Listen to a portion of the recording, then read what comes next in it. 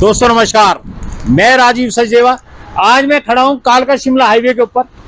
पिंजौर का आउटर है, ये बाईपास है। ये लोकेशन देखो, ये सामने जो पहाड़ नजर आ रहे हैं शिमला की तरफ जा रही है ये सड़क, और इसकी बैक की तरफ जो भी आपको दिखाएंगे ये बद्दी बोलते तो जीरकपुर से आ रही है ये रोड वो है कालका शिमला हाईवे।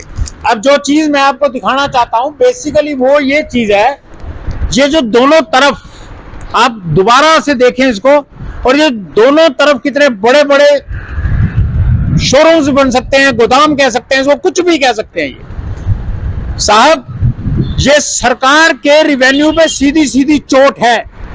ये चोट मारी जा रही है इन अधिकारियों के द्वारा। कारण ये बताया जाता है कि एग्रीकल्चर लैंड है, और एग्रीकल्चर लैंड होने के बाद सरकार को इसके ऊपर टैक्स जाता है जीरो, रिवेन्यू कुछ नहीं। और बहुत अच्छी बात है, ये जिनकी जमीनें हैं उन्होंने अपनी जमीन को किराए पर देकर सोर्स ऑफ इनकम बनाया। ये बहुत अच्छा काम भी किया उन्होंने। पर साहब मुझे एक बात बताएं, अगर आपने अपना सोर्स ऑफ इनकम बनाया है तो फिर एग्रीकल्चर लैंड क्यों, इसके ऊपर कमर्शलाइज टैक्स क्यों नहीं लेती सरकार? और अगर नहीं ले सकती सरकार तो इसके ऊपर एक्शन लेवे।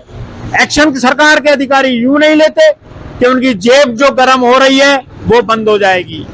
बात की गई कालका के परिषद के एमई साहब से, जब एमई साहब से बात की जाती है इस विषय में कि साहब उसका क्या करेंगे आप, वो टूटेगा बचेगा, टैक्स क्या दे रहा है क्या नहीं दे रहा है, तो एक ही बात होती है, बोले इसको हम कुछ नहीं कर सकते, ये काम डीटीपी का है।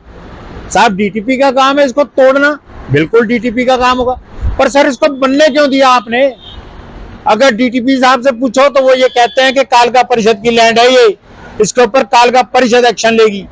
एमई साहब कहते हैं डीटीपी आए तोड़े हम उनके साथ खड़े होंगे, ना नोमन तेल होगा ना राधा नाचेगी। ये दो सिक्के, एक सिक्के के वो दो पहलू हैं जो कभी इकट्ठे नहीं हो सकते।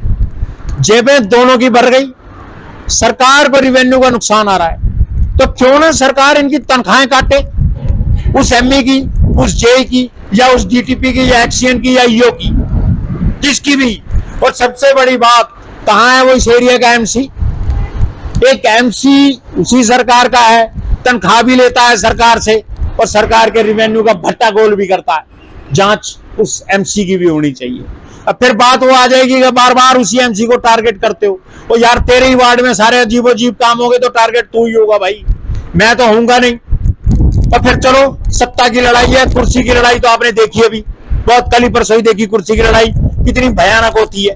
हम इस कुर्सी की लड़ाई में पड़ना भी नहीं चाहते।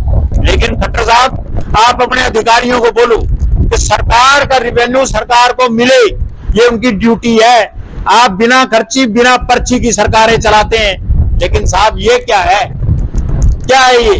अगर कुछ कहो तो हाय हाय मस्ती है, और छुटभइयों तक के पेट में दर्द होता है कि साहब ये तो हमारी छाती पे पैर रखने को तैयार हो गया। साहब ऐसे काम नहीं चलेगा। आप लोग फॉर्मर एमएलए पेंशन ले, इस वक्त का एमएलए तनख्वाह ले, पुराने एमसी कुछ ना करें, नए एमसी तनख्वाह लें, भाड़ में जाए सरकार का रिवेन्यू, किसी को कोई मतलब नहीं। मेरा फिर निवेदन है आपसे, सरकार से कहना चाहता हूं मैं कि अपने रिवेन्यू की संभाल करे। नहीं होता तो हमें बताए, हम तो बता ही रहे हैं महाराज, कुछ कर लो। और बेहतर यह है कि इसके ऊपर एक्शन ले। वो डीटीपी जिसकी ड्यूटी तय होती है वो आके देखे, वो एमई जेई एक्सीएन ईओ और एमसी वो भी ध्यान दे। बाकी मेरा काम है, मैं बता रहा हूं आपको। और पिंजौर कालका के अंदर क्या हो रहा है, पिंजौर कालका में नहीं, ऐसा तो सभी शहरों में होता होगा। आप सोलन चले जाओ, वहां भी आपको ऐसा कुछ ना कुछ मिलेगा। साहब या तो इन सरकार के अधिकारियों की तनख्वाहें बंद कर दी जाए, अगर सरकार से तनख्वाह भी लोगे और ये काम भी इस तरीके से होगा, सरकार के रिवेन्यू का नुकसान करोगे तो बख्शे नहीं जाओगे।